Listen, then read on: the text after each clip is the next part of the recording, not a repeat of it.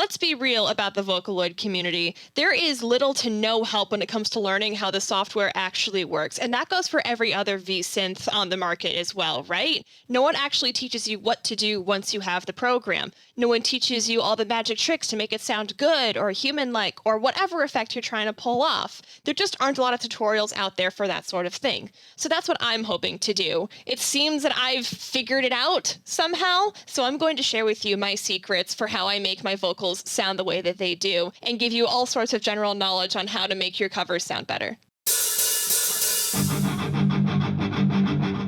So the first thing you need to do is you need to pick an engine. If you've already done this, you can skip ahead. I'm including a timestamp right here, but if you have not done this, then there are some things you may want to consider. Now, there are tons of vocal synth engines out there. I'm familiar with 3 of them, so those are the ones that I'm going to talk about. If you are a complete beginner, you may want to start off with Synthesizer V. Its AI tuning is a great feature if you have no idea where to even start with tuning. It's also, out of the choices that I'm talking about, the best option for if you're trying to get a realistic voice. There's other engines that can also pull that off, but I know Synth V better than those, so that's what I'm talking about. If you are writing songs in English, Synthesizer V is going to be your best option, because the other programs I'm talking about just don't handle English as well. It's a lot harder to edit phonemes with them. And so for those reasons, you're probably going to want to stick with Synthesizer V. If you don't know where to start with tuning, if you're writing songs in English, and you want to hop on the trendiest program right now.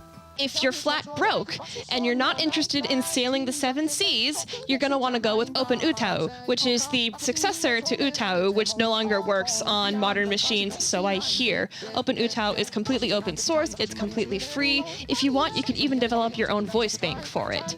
The problem with OpenUtau is that it can be really finicky because it's open source, it has bugs, it doesn't work very well. You can troubleshoot it, but you have to be good at troubleshooting first of all. But again, it is the best option if you just don't have money to work with and you just want to dip your toes into the whole tuning thing. The final program I'm going to talk about is TuneLab.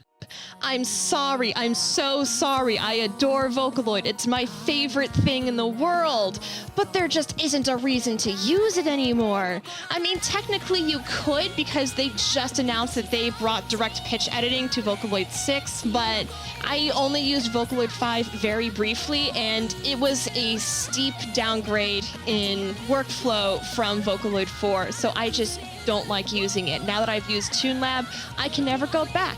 It does natively what I needed plugins to do before in Vocaloid. TuneLab can be a little difficult to get working. You need a bridge, you need to figure out how to make it work with Vocaloid 5, but I can never go back to Vocaloid as a front-end editor anymore, so I will be talking about TuneLab from now on in regards to Vocaloid. The number one reason to use Vocaloid is if you're trying to get in on that Miku clout, right? Same goes for PI Pro Studio, which she also uses, but if you want to use the most popular voice banks that have dominated the genre for a decade at this point, then you're going to want to use Vocaloid/TuneLab.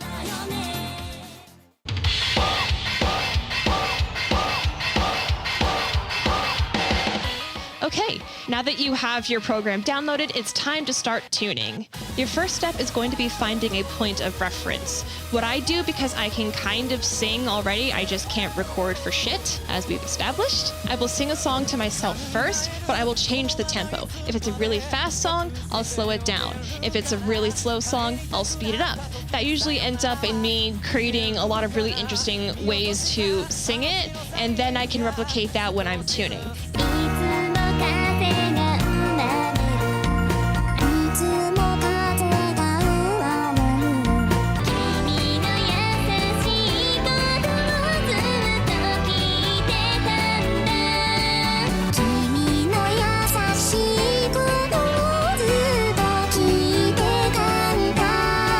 If you can't sing at all, then what I would recommend is the basic thing, which is to go look at other covers. Probably for the most part, it's going to be something that other people have already sung, or you can even reference the source material itself, the original song. Either way, there's lots of different ways that people have experimented with music, and you can always reference back to that for your own tuning. All right, now into the meat of the tutorial, the thing that most of you are probably here for, and that is how we do pitch bending. This is going to be really complicated, so I'm going to use some examples of my own work to showcase it. We're going to start off with vertical fall. I'm using TuneLab because that's the software that I know best, but these techniques can be applied to any of the software that we went over previously, and probably other vocal synth engines as well. I just don't know those as well. So the first thing you want to remember is this part right here, the pitch parameter box.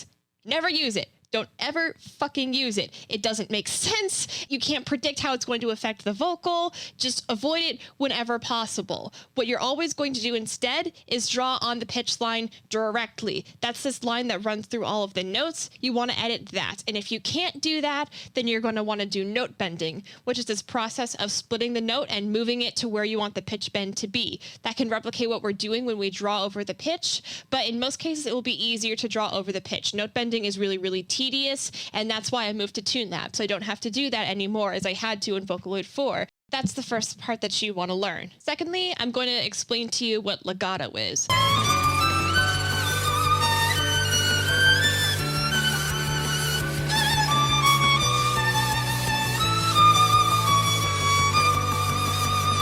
And that is where the majority of pitch bending is coming from. You're either editing, sliding into a note or sliding out of a note. Very rarely, if ever, are you going to apply a pitch bend directly in the center of a note. So basically, pitch bending is just editing the legato. Now, there are a few different ways you can do that, and we call those pitch shapes.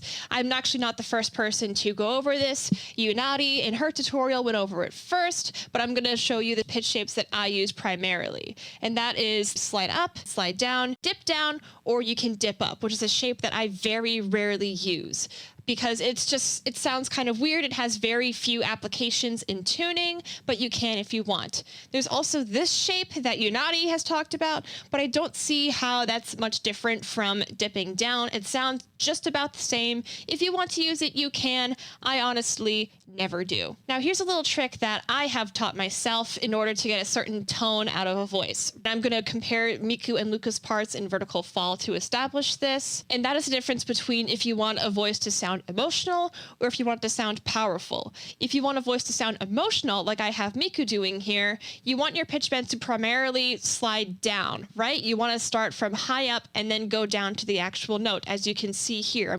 And then if you want your voice to sound more powerful, you're going to want your pitch bends to come in from lower and then come up into the note like that. You're going to start lower, and that gives you a more powerful tone. あなたは言うんだ。一人でいたいんだ。あなたは言うんだ。二人でいたいんだ。 The last part of pitch bending that we're going to talk about is vibrato. Now, all these engines have various tools for how you can edit vibrato, but TuneLab makes it really, really easy. The way TuneLab handles vibrato is that you have to draw over the note with a straight line first in order to get that initial pitch bend, and then you can add a section for vibrato. After that, you have these two arrows. That's going to highlight where the biggest point of the vibrato is. So you can have it fade out, you can have it fade in, you can edit that in all sorts of different ways, and TuneLab makes it really, really easy. And you can get a different sound with vibrato depending on whether you want it to go faster or whether you want it to have more variation in pitch. You probably don't want to make it go really fast and make the vibrato really intense at the same time because it will sound weird. You're going to want to pick one, and you can achieve different tones based on that. If the vibrato is really fast, it'll sound really, really delicate. If the vibrato is slower but way more intense, you'll get a more powerful sound, similar to what we talked about before. Another thing that you have to do when you keep in mind with vibrato in TuneLab, at least, is you can actually go into the dynamics parameter and then drag it over the vibrato section to match it directly to your vibrato. And that can make the vibrato sound really, really lifelike, and I really recommend doing it. I don't know if you can replicate that volume effect in SynthV and OpenUtau. To my knowledge, you can't, so that's why I like TuneLab, but you can still get a really great sound out of those programs as well.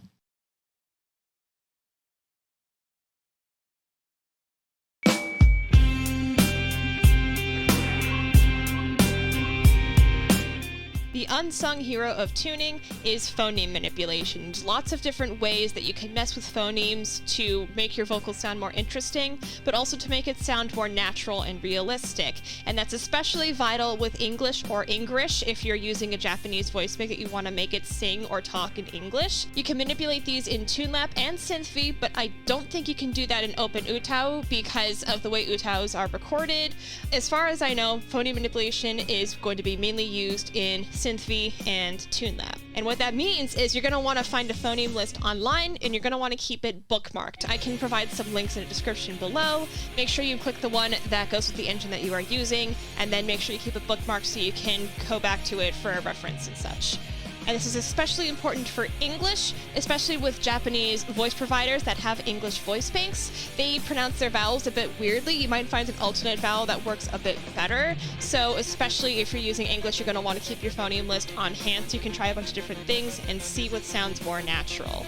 SynthV by default will try to alter phonemes to get a more natural sound, but it doesn't always do this automatically, which is why you need to go through and edit it yourself when you're using English. If you're using Japanese, you don't need to worry about that, but for other languages, and especially English, definitely keep in mind your phonemes. You can also use miscellaneous phonemes in order to get a more realistic sound. The EVEC voice banks from Krypton have phonemes that end in a breath with the note. I don't use that because I don't really know how it works, and the breathiness parameter does the job just fine, as I will go over in the next section. But the number one miscellaneous phoneme that I do use in TuneLab is going to be this one on screen right here. And what this does is it devoices the vowel entirely.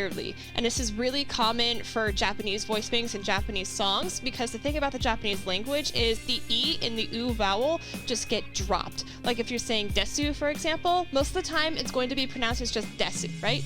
This is when you would use that phoneme to take out the U at the end there and make it sound more natural. And this is going to work really, really well for really fast vocals as well if you want to make it sound more realistic. So always keep this phoneme in mind. And that's just for making the vocals sound more realistic. You can also make it sound more interesting. As an example, I'm going to show you this work in progress I have of Alien Stage Round 6, Cure.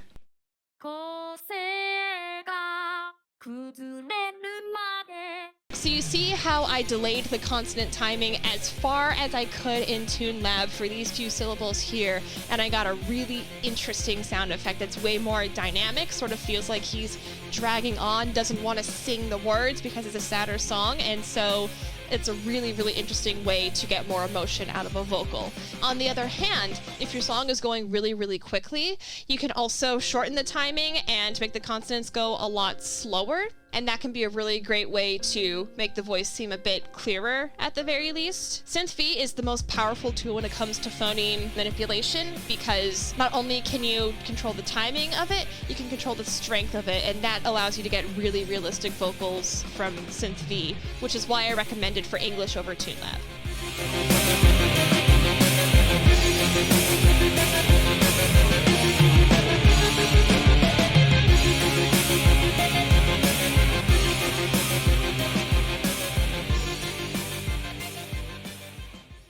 And for our final venture into our tuning know-how, we're going to talk about all the other parameters that you can use. And I'm going to show off the last part of my unreleased cover of round 1 of Alien Stage for this part, because I really went ham here and it resulted in something amazing.